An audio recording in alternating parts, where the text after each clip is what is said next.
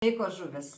Įdomi savaitė nusimato. Pirmiausia, yra džiugu tai, kad jau baigėsi visiškai, jau galutinai baigėsi visas tas neigiamas periodas ir galite tikėtis malonių dalykų. Ir malonių dalykų, kurie tęsiasi metus daugiau net. Taigi, tai yra tikrai labai džiugi žinia. Dabar, kur pagrindė jūs jausitės geriau? Pirmiausia, tai yra jūsų protas veiks kaip kompiuteris ir jūs labai puikiai sudėliosite savo mintise, ką daryti, kur daryti, kaip ir su kuo.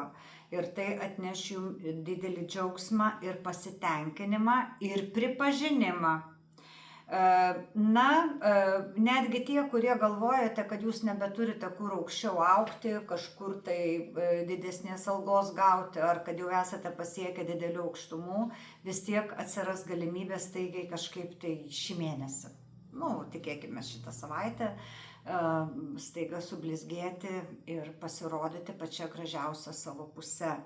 Tiek išvaizda, kam tai aktualu, tiek savo protu, tiek darbinėmis savybėmis.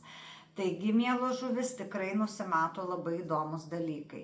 Taip pat jums labai palanku šią savaitę gražintis, visos grožio procedūros taip pat jums yra palankios ir atneš didelę naudą ir džiaugsmą, ir pasididžiavimą savimi.